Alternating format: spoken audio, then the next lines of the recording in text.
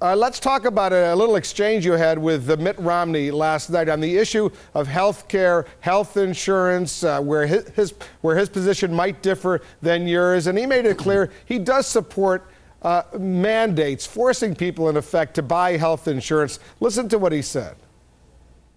I like mandates. The mandates work. If somebody can afford insurance and decides not to buy it, and then they get sick, they ought to pay their own way, as opposed to expect government to pay their way. All right. You disagree with him on that, or you agree with him on that? No, I disagree with him on that. And, he disagrees with himself on that, because when it came time to put together his plan for the nation, he didn't have those mandates in it, because he knew it wouldn't fly. It might fly in Massachusetts, like a lot of other things, but it wouldn't fly in the rest of the country. So he took that portion out of his health care bill. I simply don't think it's a good idea to tell Americans what they got to do, and that includes health care. When it has to do with themselves, if we lowered health care costs, if we trusted the market economies and changed our tax system so that the market could work more efficiently, give people more power to make their own decisions, and open up the market, prices would go down, and that would help people who want insurance to buy insurance. There are a big number of people out here that qualify for government assistance that choose not to avail themselves of it. A lot of people who can afford insurance that don't avail themselves of it. That's the world that we live in. We can't force things down people's throats. Well, but what his point, though, is that if somebody can afford health insurance and they don't buy health insurance, that's negligent, let's say. But he says that the taxpayers could get stuck paying the bill because in the end, the expenses might be so great, the person never had health insurance, and you and I will be paying for a guy who should have been able to have health insurance. Who is going to set up the bureaucracy, and how big is it going to be to determine which Americans can and cannot afford health insurance? And the government is not obligated to come in and take care of everybody. Sure, if you have an emergency or something like that, regardless of what kind of system we have, we're always going to take care of people in the medical and the emergency room, but that's not where most medicine is practiced.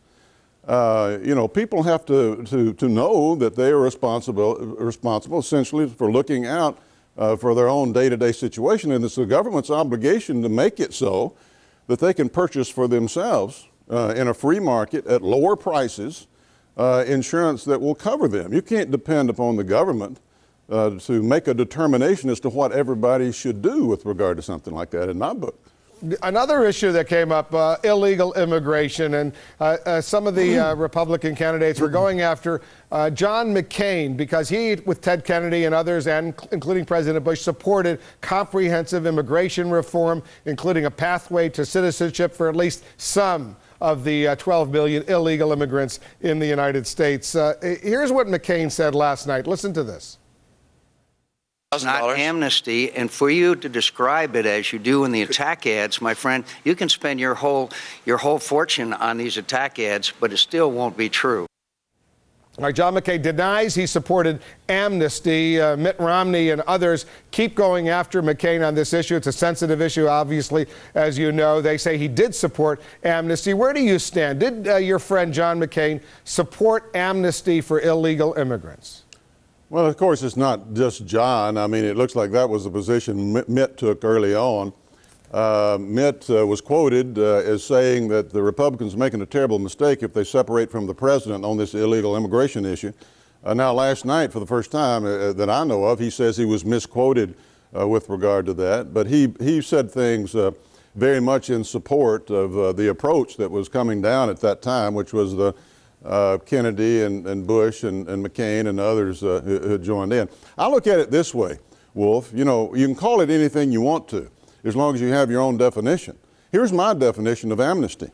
If you get something that you otherwise didn't have, to the extent that you get it, that's amnesty. If you steal a television and a radio and get caught and have to give back the television, that's amnesty to a certain extent. That's not as much amnesty as if you got to keep everything.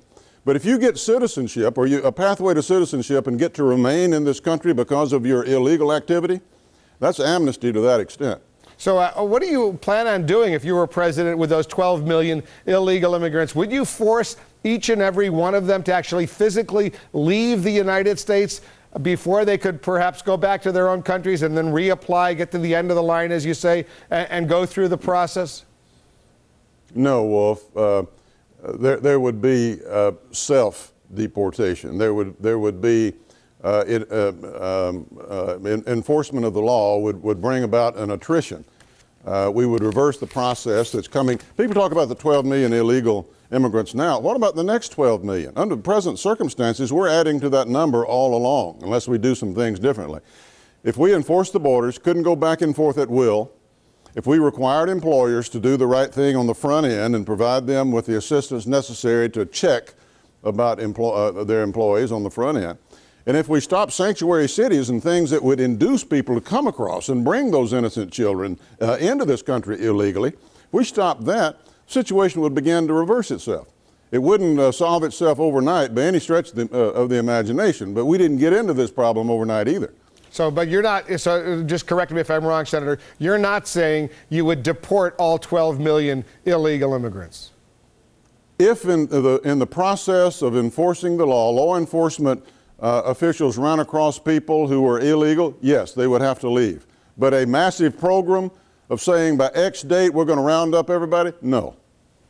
Let's talk about a foreign policy issue. There's a front page story in the New York Times today saying the president is considering with his top advisors expanding a covert operation in the tribal areas, the western part of Pakistan. It's part of the hunt for not only bin Laden, but to deal with the Taliban and al-Qaeda. There's deep concern right now that Pakistan potentially could be on the verge of an Islamist fundamentalist regime with a nuclear arsenal already in place. Would you support an expanded U.S. covert operation in western Pakistan right now? Certainly, if it's necessary. That's why I've been talking about the need for stability in Pakistan. You know, I was on the Intelligence Committee. I was the Republican floor manager for the Homeland Security Bill. I've been to Pakistan. I've talked with Musharraf. I understand what's going on over there, and I understand the nature of the problem. And you've just touched on the crucial part of it. The Taliban in western Pakistan is still there. They're in those mountainous regions there. Osama bin Laden undoubtedly is in that area. They very well may have played a part in the Bhutto assassination. People are in the streets. People are wondering what's going to happen with regard to the government.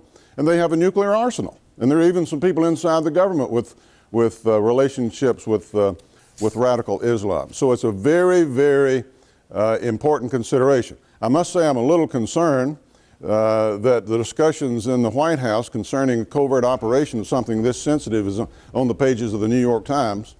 But that's something that we've almost gotten used to, I suppose, in this country. Because it's obviously a very sensitive issue for President Musharraf in Pakistan right now. If there's indications that the CIA is about to step up activities in Pakistan and within Pakistani sovereign territory, that could undermine his regime even further. Well, the relevance of it is not with regard to him personally, because he would probably be a part of what was happening.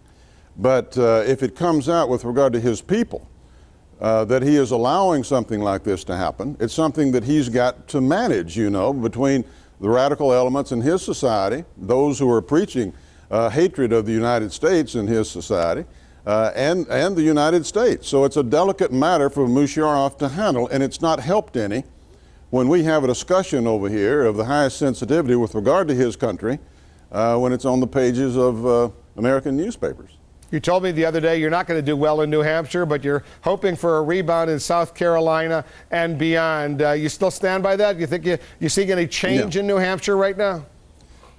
No, we had a good debate last night, and actually got to talk about some substantive issues like I do with you. But it's all about South Carolina. Iowa was about getting a ticket out of Iowa and getting to South Carolina and beyond.